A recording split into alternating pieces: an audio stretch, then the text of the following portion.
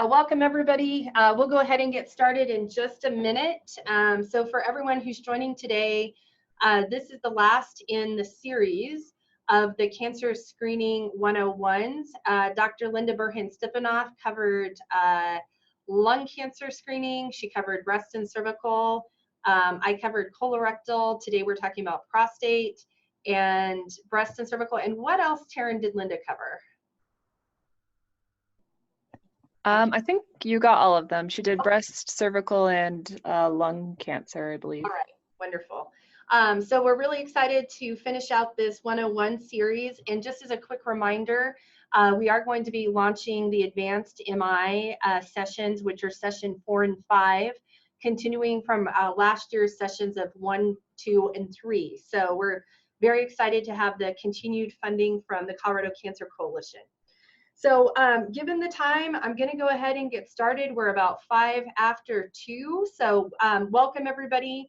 On behalf of the Patient Navigation Community Health Worker Promotores de Salud Alliance of Colorado, I just wanted to give a big shout out to our Colorado Cancer Coalition partners who have helped fund this series, as well as the MI sessions. And the intent of our 101 sessions is ensuring that everyone understands the basics of cancer screening that will be used as the examples that we examine through our advanced MI session. So on behalf of the Alliance, Dr. Burhan-Stepanoff, myself, and our program partners, we want to thank you for all joining. These webinars will be recorded. So for the 101 sessions, if there's folks who you would like to have join in or have the refreshers, those will be saved at the Patient Navigation Training Collaborative website, and we'll have Taryn go ahead and post the information about where you can find these links in the future. So I'm going to have Taryn just do a quick rundown of the way the technology works, and then we'll go ahead and start jamming into today's presentation. So Taryn, let me just kick it over to you to give people advice about how they might be joining and if they encounter any technical issues. Yeah, sure. So everybody, I have the settings for Zoom set to mute as soon as you log in. And we do ask that you keep yourself on mute during the presentation, just so it's easier for us to hear. If, like at any point, if she opens it up to questions and wants you to respond, you just have to click on the little microphone that has the little red X on it.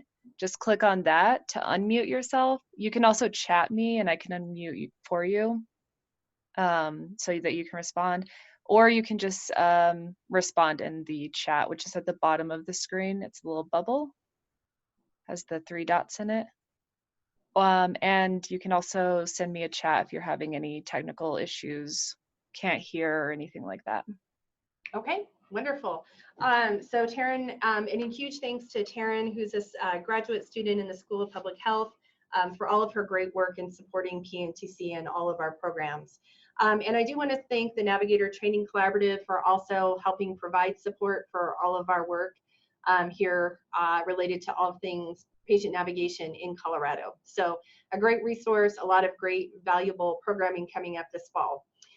So check them out. So I'm going to go ahead and get started. And for those of you who don't know the Alliance, we are a 501c3 who have formed formally the 501c3 status about a year ago, really stemming out of our grassroots efforts around supporting community health navigation, community health work, patient navigation, care coordination, and also Promotores de Salud, guías, and other work in terms of helping the care community, I think, as we affectionately call folks who are really working to support patients going through medical as well as other support systems and helping really traverse the terrain of healthcare as well as access to services and barriers to care.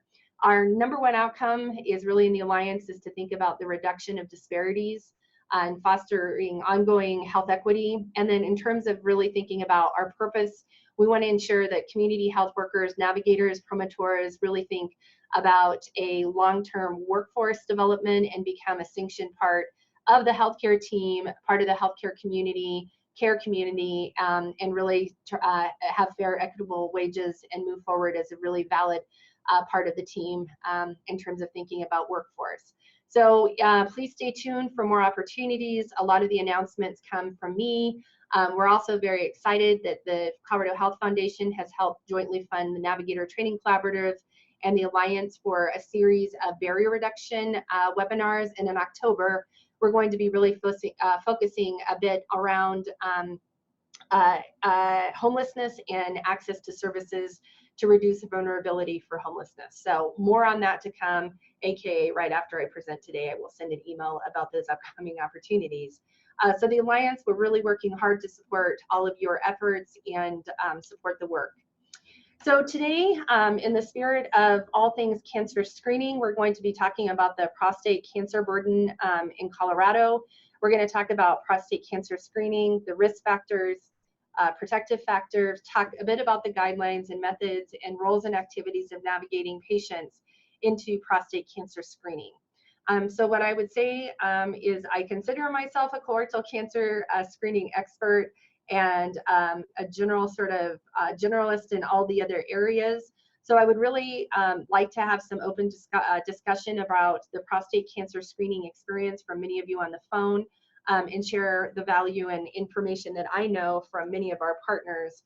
So I'm really excited to share this work with you all today.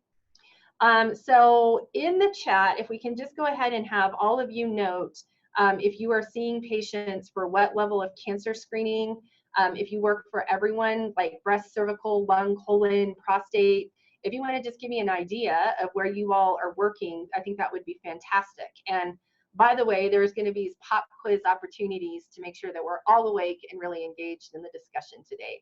So if you want to go ahead and just type into the chat what your experience is in this area, and if you're navigating folks, that would be great.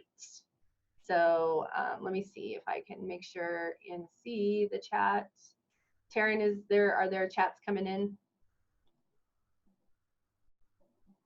I don't think so. Okay, so if you guys can, this is also a good way to make sure I can see the chats. There we go. So we get some people coming in the chat. Colorectal cancer and breast.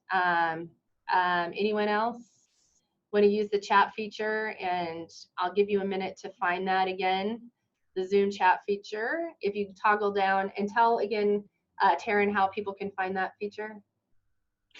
Yeah, it should pop up on the bottom of your screen. And if you go down and kind of wave your mouse down there, maybe you might be able to see it. And it says chat. It has like a little cloud with like 3 dots in it. Okay, perfect.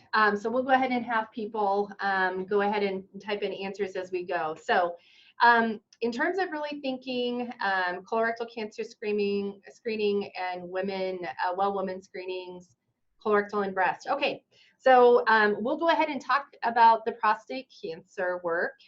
So the basics in terms of really thinking about prostate cancer, it's probably really helpful for us to think a little bit about the anatomy of the prostate.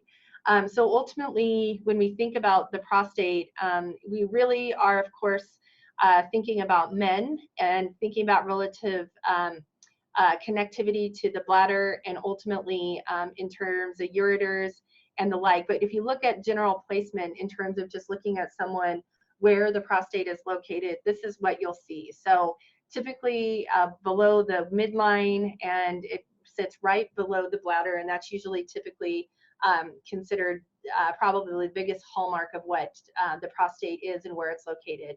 So the reason we're really focusing on the colon, the cervical, the breast, lung, and prostate is because prostate, as well as the other cancers, are really amongst the most common cancer types, and actually some of the most common cancer in men. It's actually the most common, but it can be successfully treated.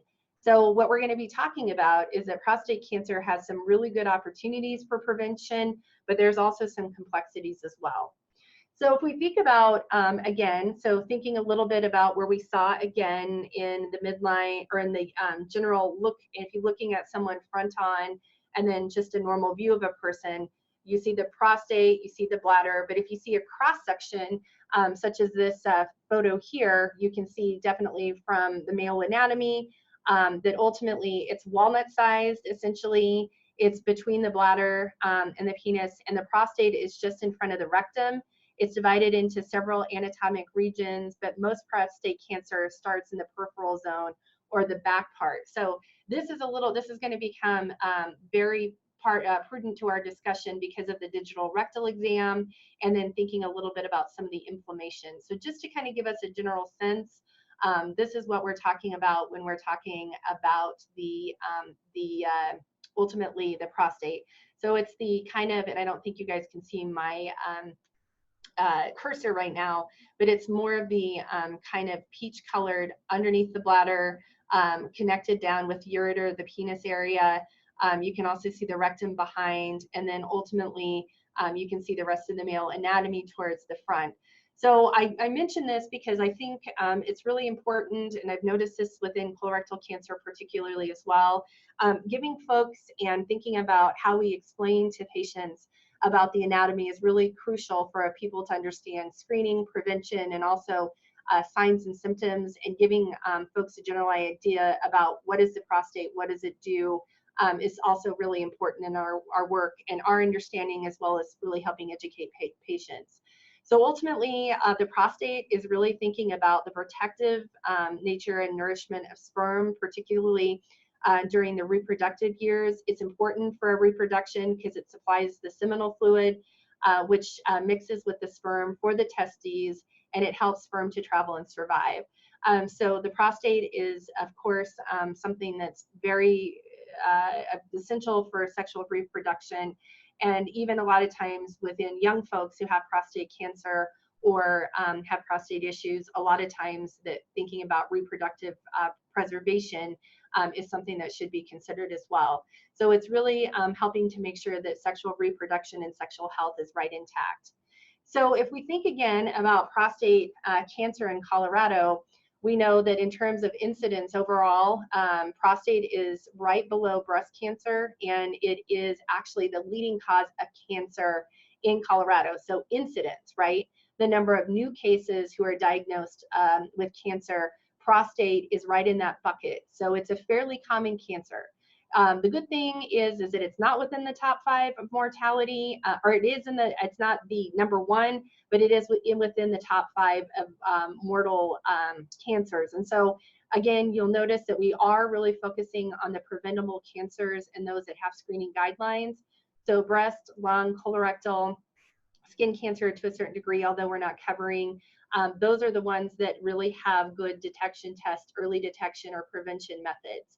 So that's really a lot of why we focus on that work, but because also they're some of the most lethal cancers, we want to make sure that we're spreading the word about the importance of preventive screening or managing signs and symptoms. So I think this is really important to put into place, and we're going to talk about the complexities. One of the things that we have noticed, of course, within the prostate cancer screening arena is that there's varied evidence about whether prostate PSA exams or prostate-specific antigen exams have been effective, and we're going to talk about that in a sec. But ultimately, we know that in terms of men who are 40 plus, based on some of the guidelines who've had a PSA test within the past 2 years, we ultimately know that there's some variability in terms of the number of people who are really complying with that work. And so ultimately in Colorado, we probably look at one of the lower states, but then I think that's somewhat to do with looking at ultimately what the confusion sometimes around the screening guidelines and the like. So you will notice, of course, within the states, there's a lot of varied differences in terms of the prevalence of testing and screening. And I think that's part of the reason, of course, we're focusing on that work today. And what I'd like to say to folks is that if we're having questions or comments along the way, please feel free to use the chat. I do know that we have seen chats from Connie, Laura, as well as Gloria, and a few others. So thanks for doing a shout out. And it sounds like prostate cancer screening might be something that might be new to folks or something you're not doing on the regular. So love to have any sort of questions and comments. The one thing that I do want to point out is that the African American population within Colorado as well as nationally seem to see a difference in terms of prostate cancer, especially versus white men, particularly that are more at risk. So African American men are more likely to get prostate cancer overall, twice as likely to die from prostate cancer than whites. And if you get if you get prostate cancer at a younger age, you seem to have more advanced disease if you're African American more than other men and other racial groups. So within the African American community, especially in the discussions around shared decision and sharing risk, this is something that must be taken into consideration. So I'd like to talk a little bit about some of the myths that really affect those sort of around the myths around prostate cancer and ultimately how that impacts health and how people move ahead with their health. And I think it's good for us to consider these myths because it really thinks about how we might most effectively manage discussions with clients, patients in our community. So the general myth is that prostate cancer only affects older men. So it's true that the overall risk does increase, and we definitely see more men over the age of 65 years old. But ultimately, there's an estimated over 180,000 new cases within the United States, and about 40 of those are actually earlier than 65 years old. So that 40-60 difference definitely skews majority 65, but that 40% in men younger is nothing to definitely dismiss. And so that's, it rarely develops at age 40, but once you hit 50, your chance rises pretty quickly. And so when you see that those folks who are younger, and we'll talk about this in a bit, are typically more aggressive, but between age 40 and 50, we see a huge number, and then most of the cancer cases of prostate being over the age of 65. So the myth is that no prostate cancer symptoms means no cancer. So I think ultimately the issue is, I think with many cancers, that if there's no signs or symptoms, that means that everything is fine. But like breast, like colorectal, like cervical, like prostate cancer, we really can see cancer being a silent killer. So no symptoms means that it can be in early stages, or if there aren't any other sort of big sort of cues. People sometimes often mistake just sort of general issues with urination or other problems around sexual dysfunction like erectile dysfunction or pain in the pelvis as just sort of general commonalities, and really don't think that they're pain or symptoms attributed to prostate cancer. So ultimately, we just need to really consider that these things might happen, or sometimes the symptoms are so diffuse that we don't understand they're connected to prostate cancer. But listening to men and who talk about problems with urination or things such as erectile dysfunction or other sort of pelvic issues, prostate cancer should be something that we should consider. And I think you can all tell, as I say colorectal, that I'm used to talking about colorectal cancer, so my apologies. So we absolutely know that, prostate cancer has no prejudice, no racial group. African American men are likely to get prostate cancer, just such as the same commonalities that we see in colorectal cancer. So that was a bit of a slip, but ultimately that we know that even within racial groups with colorectal as well as prostate, the African American population are higher at risk.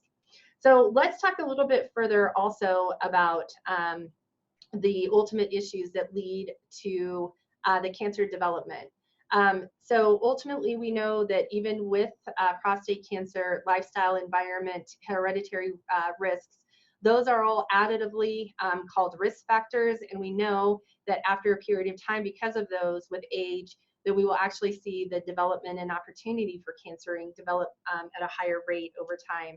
But ultimately, if we think about what makes a factor a bigger risk, we think about how often, how long, wait for it, how strong things are happening.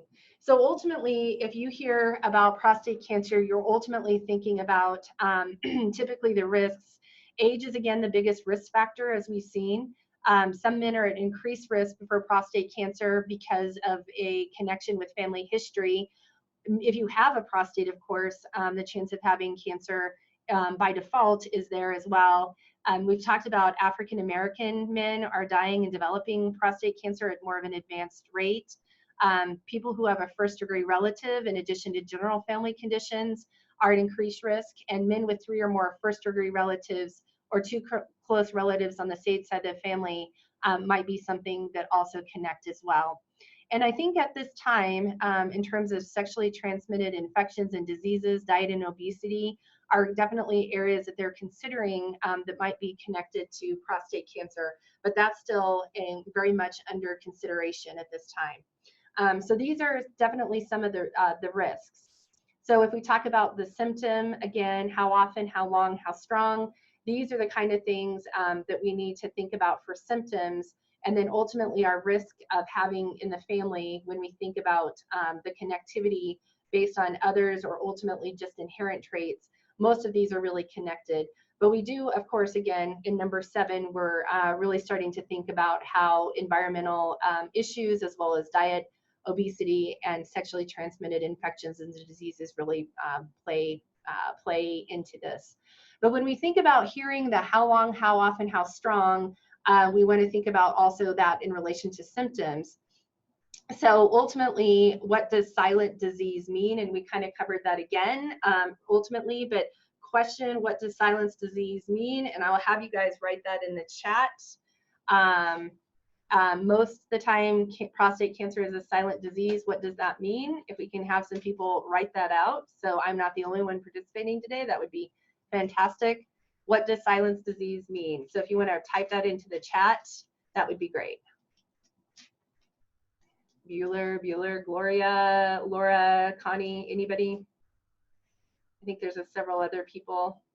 There are no symptoms, exactly. So signs and symptoms. So ultimately, the silent disease, as we noted before, that there are no symptoms, exactly. But some people do not notice signs and symptoms even if they have those. So we had talked a little bit about that before, is that oftentimes prostate cancer does happen and there aren't signs or symptoms, or they can otherwise be confused with other normal, what people think might just be normal, or just sort of, it just happens, sort of random type things. But some of the things that do happen that people really should be thinking about are difficulty starting urination, weak or interrupted flow of urine, frequent urination, especially at night, that feeling that you can't ever fully pee to the point that your bladder is empty, blood, painful ejaculation, hips or pelvis pain that won't go away, blood in the urine or semen, pain or burning during urination. And I would also say that I've heard of an interesting sort of pain that feels like a burning in that pelvis area, but is definitely somewhere not directly connected to rectal or anal issues, but more pain that's actually interior that really puts pressure into the rectum area. So these are some of the things that we definitely have to keep on the radar. And again, I think there are often times that people sort of feel like, hey, it's normal, I'm getting older, I have to pee more frequently, or hey, it's just one of those things that you just feel discomfort. And some of that might be true, but on occasion, these things might be something that are more severe and they happen more often. And these are things that we have to keep on the radar. So at this time, I would say that prostate is interesting in that we will talk about some of the complexities around PSAs and part of the digital rectal exams. But ultimately, we think that part of the way to reduce prostate cancer is probably very similar to other cancer types. I think if you reduce alcohol and avoid tobacco use, those are two of the biggest things that any of us can do, as well as make sure you have a diet that is high fruit, high vegetable, low meat, quality meat, and that you stay at a healthy weight.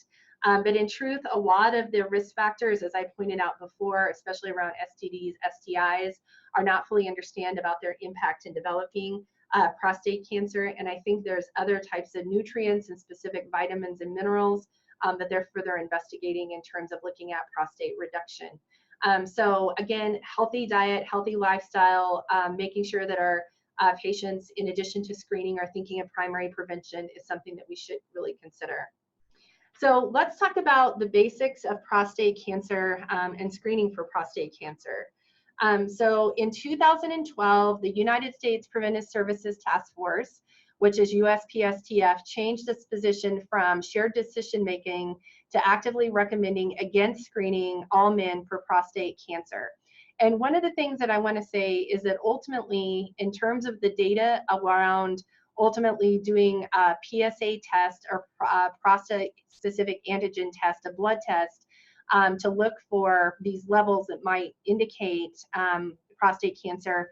We know that sometimes there have been a number of false positives, whereas often if they picked up a prostate cancer, there have been false negatives as well. Back in 2012, they ultimately took PSAs out of the lineup of preventive screening as a recommended strategy. And I think that has led to a lot of public concern. There's a lot of confusion about the guidelines because in back 2008, now the U.S. Preventative Services Task Force has reserved the right that they recommend shared decision-making for men 55 to 69 to have basically prostate cancer screening. So basically in 2012, it basically created a natural opportunity to understand screening rates and outcomes. So ultimately what we know is that in that period of time, we see more men who developed prostate cancer as a result of not embracing a preventive screening service for prostate cancer. But one of the things that still remained kind of an issue related to prostate screening is there are a lot of false positives. And it's been the decision, and based on the modeling studies as well as the science, based on the United States Preventive Services Task Force, we know that they are still a little unsure about whether to directly recommend the test or advising the patients to have a shared decision-making appointment with a provider before they ultimately go ahead and recommend that spot. So I want to talk a little bit about what the USPSTF is. I think several of you have joined in previous webinars, and most of you are of course, probably very versed in what U.S. Preventative Services Task Force to do. But ultimately, as you can see there, is the recommendations are made by a specific committee that are sanctioned by the U.S. government that are independent of the U.S. government. So they don't necessarily, they're not members of the U.S. government, but they're experts that the government and others convene. And ultimately, they are their positions of the Health and Human Service, the HSRQ groups around quality initiatives. So it's not necessarily the U.S. government, but they are subsidiary health groups of the U.S. government and experts from throughout the country and the world actually who make recommendations about whether certain types of screening tests and other health issues should be really noted for the population. And USPSTF specifically talks about those who are average risk population. So if you're looking for USPSTF guideline information, it's really those who are not at high risk or who are symptomatic. These guidelines are specifically talking about the average risk population, and that's the kind of input that they provide in terms of recommendations. Currently, the insurance companies typically follow USPSTF task force guidelines. In some situations, we will see some groups utilizing the American Cancer Society screening guidelines, maybe the NCCN screening guidelines, but most of the time USPSTF and sometimes ACS are utilized in terms of what Medicaid will cover for preventive services screening, as well as ultimately what a number of private insurance and Medicare might cover. So what I show you right now is ultimately the recommendation in this period of time that ultimately for those who are 55 to 69 years old, the USPSTF is giving a grade of C. And so essentially what that is stating is it's basically if A and B are noted, then it's something that's a do not pass go, do not worry. You don't have to have a special consultation with the provider. You just can ultimately get the screening if the doctor recommends it. But instead, in prostate cancer, what they've said is that ultimately there should be the shared decision-making appointment that is scheduled with the patient to talk about the risks, to talk about the false positives, to talk about it might not be the most specific type of test that is really relevant to all other types of tests, that it might not be the most sensitive and specific, but it has shown some benefit. So ultimately, what the USPSTF is asking for is for 55 to 69-year-olds that they have a shared decision-making appointment with their provider about at least having the test, and then they can elect to go from there. So I will tell you that ultimately the test is typically paid for by Medicare, private insurance, and USPSTF. They have added it again based on this 2018 back to the menu of options of things that the doctor should discuss. They took it off in 2012, but it's back on again because they did see an increase of prostate screening, and they did see the decrease happening because it wasn't noted. So I will say that I think PSAs have been, and that ultimately the digital rectal exam have been things that have been exceptionally confusing for the US public. But I think what we can say now, if in a simple message, is that patient should have a discussion with their provider about if it's the right test, specifically if they're 55 to 69 years old. And I will say that there are other guidelines that start earlier, but we're focusing on USPSTF. So the confusion again, that basically the USPSTF does not recommend screening unless men express a preference after being informed of and understanding the benefits and risks. There's potential harm in terms of that it might be false positives, and it has both benefits and harms, and that's really what came into play based on this 2018 guidance and even 2012. So I will go ahead and stop and see if there's anyone who'd like to come off mute, or if there's anyone who wants to key in a specific question, and I'll wait for about 15 seconds. And if I don't hear from anything, I'm going to keep jamming on, but want to make sure that we don't have any thoughts, concerns, or questions, or if you guys want to share some experience, I'd be happy to stop because I've been talking for a long time. So key those in, come off mute if you like.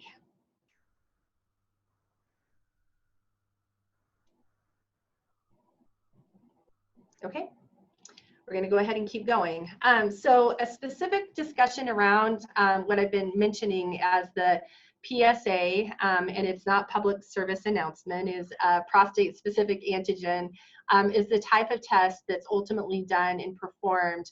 And it's a blood test alone that's typically drawn every 1 or 2 years based on the guidelines. It's not specifically for it's not always specifically for cancer, but if there's abnormalities that come and they see this specific type of antigen, it might mean that there is cancer. So in addition to ultimately looking at this exam, they would typically follow up with some physical exam, as well as looking at biopsies to understand if there is a condition called prostate cancer based on this specific antigen or PSA test.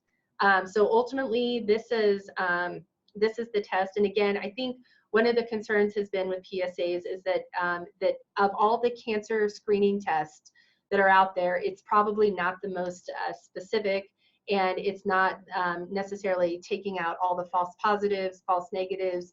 It's an imperfect test, but at this time, it's certainly the best that we have done. Ultimately, we actually see the ACS guidelines recommending people even start the discussion at age 40 to 45, and Black men and first-degree people who have first-degree family members beginning even a little bit earlier because of their risk. And so ultimately, these are the kind of things where I think we see some of that discrepancy. And you'll notice even in that graph that I showed back in 2016, USPSTF guidelines can begin screening for people who have risk development even earlier.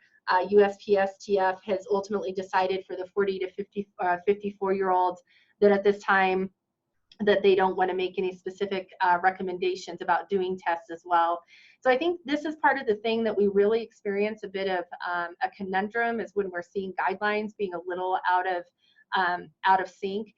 So I think talking with your medical team about what recommendations they're following, and if you have questions about these specific tests and how that's implemented, these are the things that you should be aware of. Again, in Colorado, most guidelines follow USPSTF in terms of looking at implementation as it relates to Medicaid. Medicare can vary, in private insurance typically USPSTF, but at times you might see some guidance around the American Cancer Society, especially for high-risk population. So these are things that we have to consider. The digital rectal exam is ultimately the type of exam that when I had talked back in the beginning about the anatomy, because the prostate is actually located very close to the rectum, the idea has been that if there is swelling or enlargement or inflammation of the prostate gland, then ultimately that can be a result of basically a prostate cancer. And so the idea has been is that if there can be a digital rectal exam to see that area, to see if there is actually anything that's inflamed, that's one of the exams that can be used. The digital rectal exam is truly your digits or fingers that are inserted into the rectum to basically palpate differences. At this time, the USPSTF does not recommend these guidelines, but there are a couple that on occasion do make reference to the DREs, or digital rectal exam. It's usually not used alone or independently. A lot of times it can be in combination with the PSA.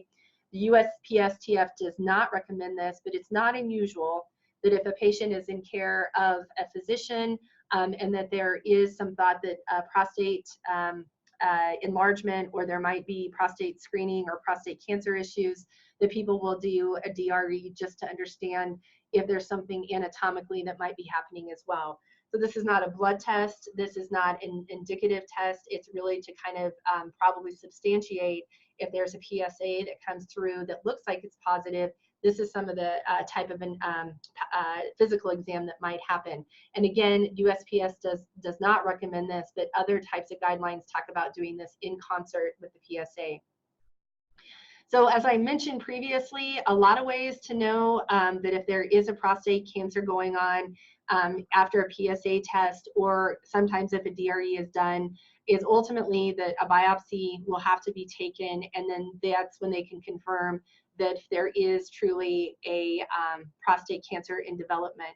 And so again, when you look at that risk-benefit discussion, a lot of times folks say a PSA that happens that shows an increased, or that there's an antigen present, and people have biopsies. Having a biopsy does actually present some level of risk. And so one of the things that have come up that have really kind of been a giving the PSA test a bit of a black eye, not giving it such a yay, this is the best test in the world, is you have a lot of PSAs that come back positive, and once a biopsy is done, there's no prostate cancer present. However, if a PSA elevation is there, the biopsy can confirm a cancer if it is indeed in development. But that false positive and then the risk that's developed because of having a biopsy is part of the thing that's really not been a proponent of keeping it as a top level, giving it an A or B rating on the USPSTF guideline. And just as a quick reminder, going to that guideline, you'll notice it gets a current grade of C, but ultimately, if recommended by a doctor after shared decision making, which we're going to talk about, and a patient elects to have the procedure after knowing the risks and benefits, they'll go ahead and advance on. However, what you'll notice is that this had an A or B rating, then ultimately it doesn't require the same intensity of a shared decision-making appointment. It would just be given an A and B recommendation, and it wouldn't have to have the same level of discussion about pro and cons that as noted by USPSTF. So you'll notice the C and D rating kind of puts it in a little bit of a gray area. And again, the contingent is really that a doctor and a patient should decide together what's best for the patient. So ultimately, if there are cancer cells, then ultimately there's a lot of different types of treatment that are, or several different types of treatment that are available for prostate cancer that are typically a seed implant. There's oftentimes radiation and other types of prostate treatment that are available. We're not going to go into those in great depth, but what I would say is if caught early, particularly prostate cancer is actually very curable. And again, because it's one of the most prolific types of cancer in Colorado, we want to make sure that we pay attention to those signs, symptoms, and have that discussion with patients about should they be screened and getting into treatment sooner than later.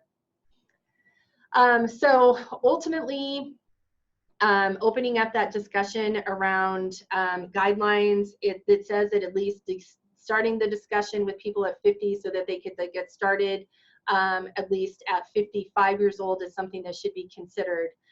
In terms of that informed decision-making, shared decision-making discussion, we ultimately say that doctors and healthcare providers should get information to the risks and benefits, and that's ultimately the informed decision-making process. But if you think about the prostate cancer screening, men's perspective of cancer screening, there's a lot that really goes into deciding if someone's going to get screened.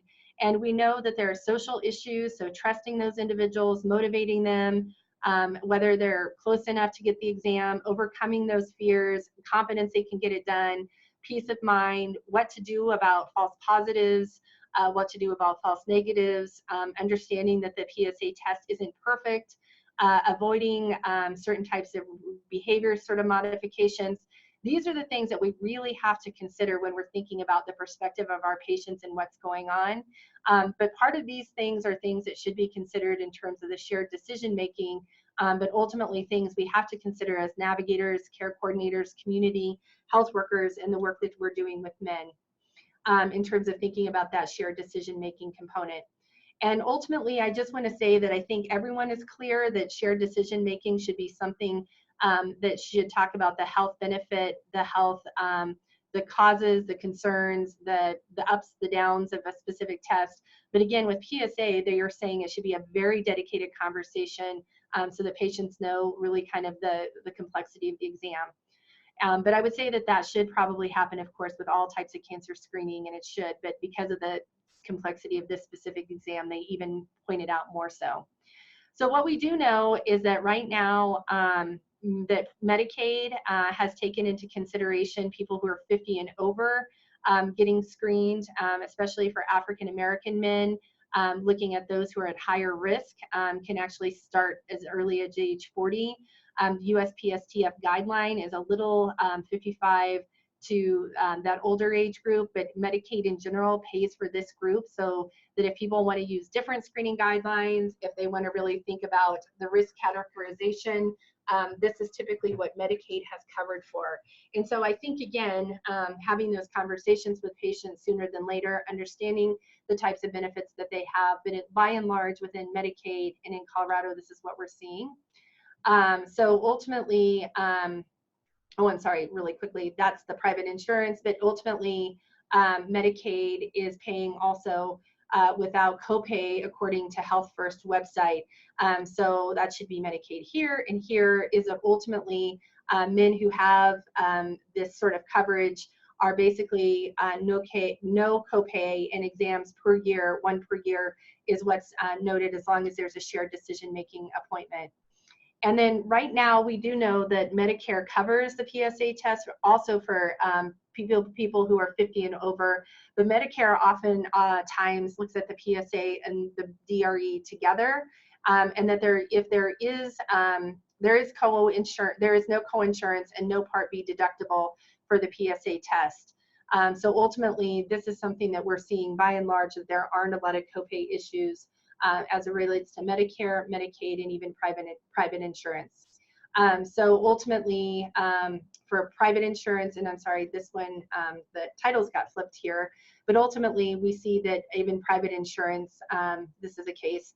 And just in preparation of today, I did talk to people at two front desks, had one of our research assistants, and talked to Dr. Paul Maroney at the University of Colorado to say, how often is it that you see someone who is not covered for PSA test? And the answer is none, that most of the time, and very rarely have they ever seen someone whose insurance will not pay for PSA testing, as long as it's noted that there is a shared decision-making appointment and the patient has been advised that a PSA has always and typically been covered. Dr. Maroney also noted that ultimately, if patients did have to pay out of pocket in comparison to other preventive screening tests, it's relatively inexpensive. So I would just encourage anyone that if for some reason there's something that comes up with a patient around insurance, it's good to ask at the front desk and to think a little bit about it, but it seems like few and far between where this really happens. So ultimately, we know that at this time that ultimately, when we think about the cancer burden and we think about patients who are getting that radiation, sometimes surgery, that ultimately the underserved population continues to really be those who have lack of insurance and people who have logistical and other types of barriers. So I would say, again, based on our information from Dr. Maroney and others, it's really good to have a discussion with the front desk about what out-of-pockets can mean if someone is uninsured, because it's relatively inexpensive for self-pay. And it's something that we might want to check in with our front desk about what that can look like. But ultimately, by and large, there's a lot around mistrust, language differences, limited knowledge about healthcare, and especially because the PSA test isn't quite as sensitive as other tests. So these are things that we have to be considerate of towards as well. In terms of thinking about the navigator role, just like with other types of cancer, resources for treatment, improve patient satisfaction with the system, following through with those screening appointments. I think it's great because the PSA test is obviously fantastic because it's one blood test. However, if there is the need for biopsy that comes forward, that's something we're going to have to help make those connections. And I think that we also need to make sure that our patients understand that if they present with signs and symptoms such as erectile dysfunction, difficulty or pain with urinating, blood that's happening after urination, these are the kind of things that we have to make sure that people don't just sweep under the rug or attribute to getting older or anything else of that nature. And then I think that helping the provider community be aware of these risks, understanding that age can happen, as well as that sometimes there are no symptoms. These are things that patients should understand. And then really thinking about making the right decision, knowing that the PSA test, again, isn't perfect, but the patient really needs to have a shared decision-making appointment with the provider to decide if they're moving ahead with the screening test. So that is the information that I have today. And so I want to thank all of you for really being a part of this. And again, a lot of this is really to cue us up for our work that we're doing in terms of going forward with our more advanced MI sessions, because we do know that there's a lot of folks that are resistant to cancer screening if it's not an acute medical need. And we're going to be applying those advanced MI principles to thinking about cancer prevention. So we wanted to ensure that for colorectal, cervical, breast, lung, and prostate, the major cancer killers, as well as those that are the most prevalent cancers in Colorado, that we had a chance for us to go ahead and review this information. So I'm going to go ahead and leave the chat up at this time. You guys are not a particularly chatty group of folks, but I would have you come off mute now that we are done with the presentation. If there's anything that you would like to share, questions, concerns based on our discussion today. Anybody? Taryn, can I go ahead and have you actually send the link in the chat about where people can go for the recordings moving ahead? I'll have you link that in there. Yeah, absolutely. Just give me one moment. Okay, that sounds good. And if there aren't any questions, I will have Taryn share the information for the PNTC link to actually access these recordings moving ahead. Please share them with your, I almost said friends and family. You can do that with friends or family, but you can also share these with coworkers for the 101 sessions, use them as refreshers, and we will be moving into the registration and all for the upcoming series. And Taryn, not to completely put you on the spot, but I do not have my calendar accessible right at the moment. Can you remind us how that registration is looking, and if people are interested in being a part of these specific advanced MI sessions coming up, how would that work? Yeah, so we have a little pre-motivational interview and quiz that you can sign up for. I can probably send you guys the link for that as well, if you're interested. And if you pass the quiz, we send out the link for the MI webinar. And if not, I think that we have a couple of modules that we would like you to go through before. And if you send us proof that you did do that, then we'll go ahead and let you join the webinar that way as well. Great. And Taryn, how many people do we have registered so far? I can double check. Give me just 1 second.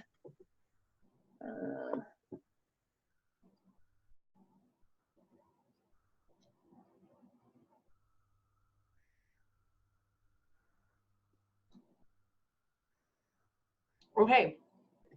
So unless there are further questions, we are, as soon as Oh, yep, Gloria, you are registered for it. Oh, yay. Okay, because I know last time you had some questions. But we're going to see about availability in terms of those MI sessions, and Taryn's going to open that up and post the PNTC site as well. So unless there are no questions after we share this information, we will go ahead and close down today. And I have to tell you guys, in terms of I did one pre-quiz already. Okay, so Connie Fisher, I think that's you, Connie, right? We have 25 people registered. Yes, that's Connie. And Taryn, and how many people do we, how many people can we have in the session? I'm actually not sure. I would have to double check with Aaron on that. we almost might be at capacity right now. So Gotcha. if you all, so I think that we could probably take a few more because we oftentimes have attrition. If you think you are registered, you want to register ASAP, we'll go ahead and send that link out one more time to all of you to register, and we'll get that done today. And we have, I think, 11, 12 people on. So hopefully you're all there because we're almost at capacity. But thank you guys so much for joining today. And this is the end of our 101 series. So Lisa, you think you just received the link for it yesterday.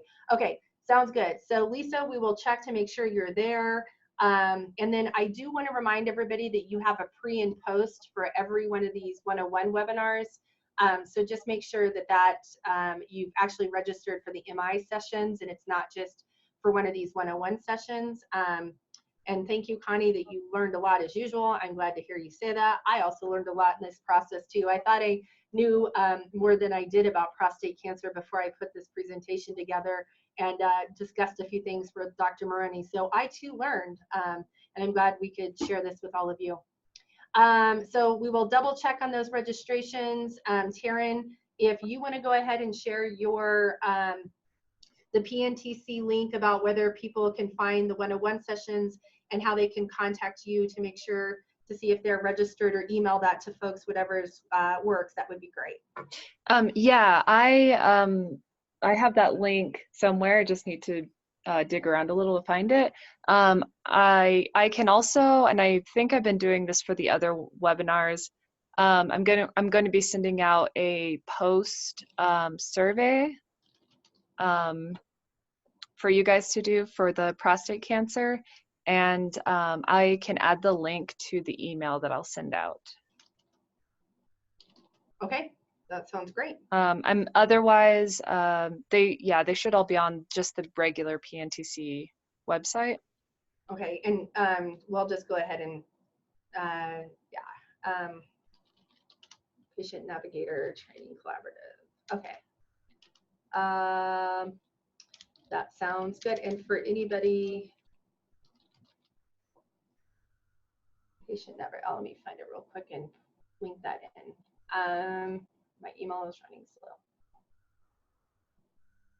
Very good. So with that, unless there are any other questions, we will go ahead and close for the day. So thank you everyone so much for all of your great attendance and for being a part of all of the work with the Alliance. And you will be receiving some information again from CCSP, PNTC, and the Alliance about upcoming access to resources for those who are vulnerable to homelessness or those who are experiencing homelessness in cancer screening.